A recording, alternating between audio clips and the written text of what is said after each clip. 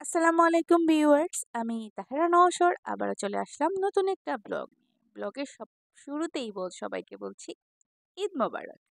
এই তো আমার আব্বার সাথে পিকগুলা তুলে নিচ্ছি। তো যেহেতু উনি রেডি না, তারপরেও আমি পিকটা তোলার জন্য করলাম। তো এক এক করে সবার সাথে আসলে পিক গুলা তুলে নিব। আমার বোন এবং আমার ভাবি আর মা আর আছে লাবু। লাবু তো সবার সাথে থাকবে, এটাই তো স্বাভাবিক। তো উনি কখনো এরকম করে না, আজকেই প্রথম এরকম করতেছে। আমার অনেক ভালো লাগে, আমার ভাই যেরকম অনেক ফ্রিলি করে। তো একটু আমি আর কি কিভাবে সাজলাম সেটা আপনাদের সাথে শেয়ার করে নিলাম। যেহেতু ঈদ একটু তো সাজাই যেতেই পারে, তো আমার ভাবিকে দেখিয়ে দিলাম আবারও। যেহেতু আমি ব্লগ করি, তো আপনারা সবাই তো আমাকে চেনেন। যে সবাই আমরা দাঁড়িয়ে দাঁড়িয়ে আসলে দেখতেছিলাম কুরবানিটা। আর এই মোমেন্টটা আমি আসলে আমার ক্যামেরা বন্দি করে নিলাম। এই তো।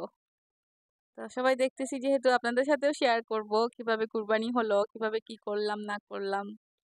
আসলে দেখতে বোঝা যাচ্ছে গরুটা অনেক ছোট কিন্তু অনেক বড়। তো আসলে ক্যামেরাতে অনেক সময় ছোট বড় জিনিসও ছোট দেখায়, তো এরকম। তো তো কুরবানিটা হয়ে গেছে অলরেডি, আমার ভাইয়াই কুরবানি জবাই করছেন। তো তারপরে খালানো হবে।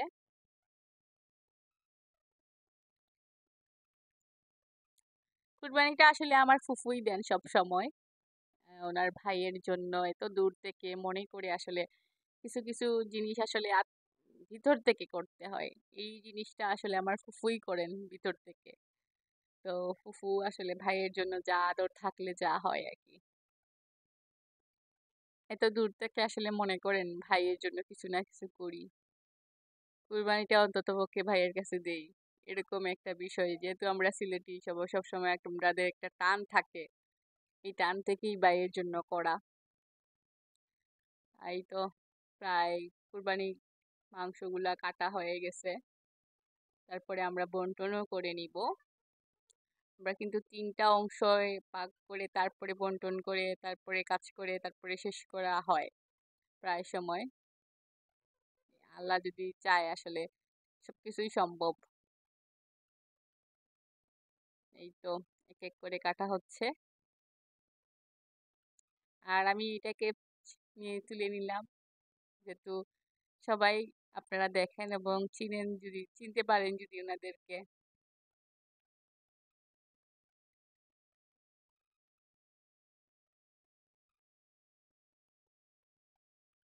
আর এই তো প্রায় কাটাকাটি প্রায় শেষ হয়ে মুহূর্ত।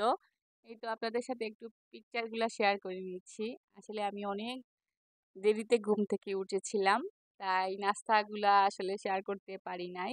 তবে নাস্তার মধ্যে আসলে আমি নবাবী সেমাই বানিয়েছিলাম আর সাথে দুধ সেমাই বানিয়েছিলাম। খুব শর্টকাট ভাবে আসলে ঈদ উদযাপন যাকে বলে, খাবার দাবার অনেক অল্প পরিমাণে বানিয়েছি। আর কে কোথা থেকে দেখছেন অবশ্যই কমেন্ট করবেন। ভিডিওটা যদি ভালো লাগে অবশ্যই একটা লাইক দিবেন, এর চেয়ে যদি বেশি ভালো লাগে তখন সাবস্ক্রাইব করবেন। সবাই ভালো থাকবেন এই বলে শেষ করলাম। আসসালামু আলাইকুম।